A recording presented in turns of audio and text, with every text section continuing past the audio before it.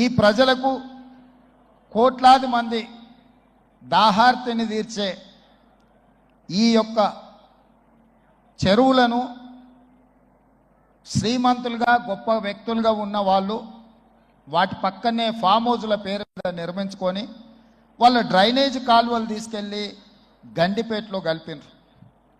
నేను ఇక్కడ వేదిక మీద ఉన్న పెద్దలతో పాటు ఇక్కడ వచ్చిన భక్తులను నేను ఒకటే మాట అడగదలుచుకున్నా. ఇవాళ వాళ్ళ విలాసవంతమైన జీవితం కోసం నిర్మించుకున్న ఫామ్ హౌజుల నుంచి వచ్చే డ్రైనేజ్ గండిపేటలో హిమాయత్ సాగర్ తాగునీటిలో కలిపితే ఆ నీళ్లు హైదరాబాదు నగరానికి తాగడానికి సరఫరా చేస్తుంటే వాళ్ళు నిర్మించిన అక్రమ నిర్మాణాలను వదిలేస్తే ఇక నేను ప్రజాప్రతినిధిగా విఫలమైనట్ట కాదా మీరు ఒక్కసారి ఆలోచన చెయ్యండి.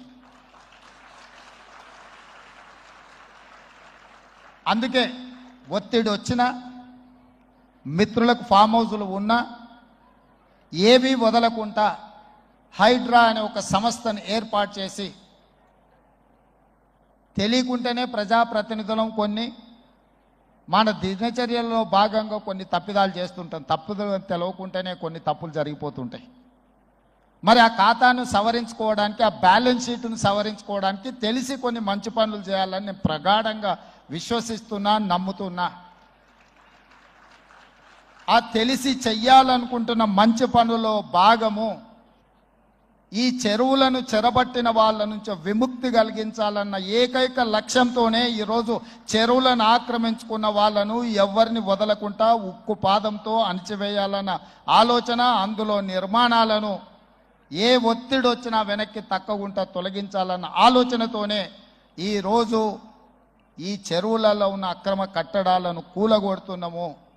దీనికి స్ఫూర్తి భగవద్గీత అనే కురుక్షేత్ర యుద్ధ సందర్భంలో అర్జునుడు ఆయుధాలను కింద పడేసి రాజ్యం కోసం భీష్మ పితామహుడు, అదేవిధంగా కర్ణుడు, దుర్యోధనుడు, దుశ్శాసనుడు నా సహోదరులందరూ ఆ పక్కన నించుంటే రాజ్యం కోసం వాళ్ళందరినీ సంహరించడం, వాళ్ళని సంహరించి రాజ్యాన్ని సాధించుకోవడం ద్వారా ఏమి ఉంటుంది, ఏం మనశ్శాంతి వస్తుంది అని చెప్పి అర్జునుడు యుద్ధతంత్రం నుంచి తప్పుకుంటా అన్నప్పుడు శ్రీకృష్ణ భగవానుడు బోధించిందే భగవద్గీత.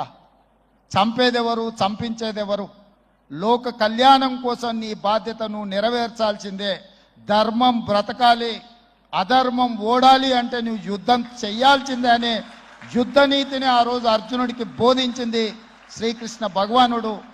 ఇవాళ ఆ శ్రీకృష్ణ భగవానుడి బోధనానుసారమే ఈరోజు ఈ చెరువులను కాపాడే కార్యక్రమాన్ని నేను తీసుకుంటున్నా. నాకు తెలుసు ఈ చెరువులలో నిర్మాణమైన విలాసవంతమైన ఫామ్ హౌజులు ప్రభుత్వాన్ని ప్రభావితం చేయగలిగిన స్థానాలలో ఉన్న చాలామంది వ్యక్తులు ఉన్నారు.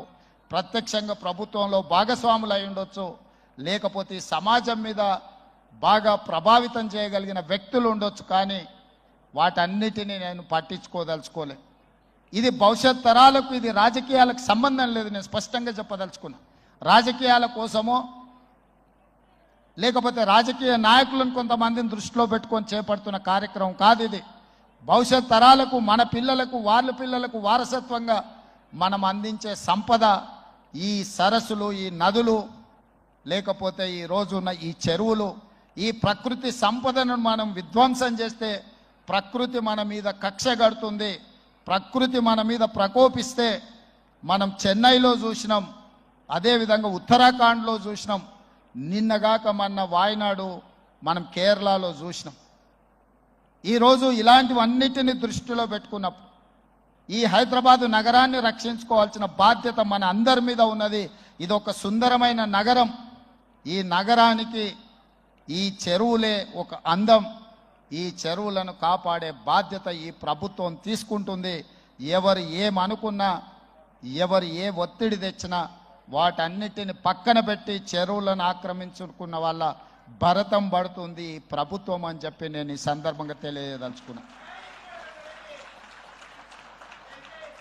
ఆనాడు కురుక్షేత్రంలో ధర్మం వైపు శ్రీకృష్ణుడు, అర్జునుడు నిలబడ్డందుకే ఈరోజు ఆ ధర్మం అనేది కాపాడింది.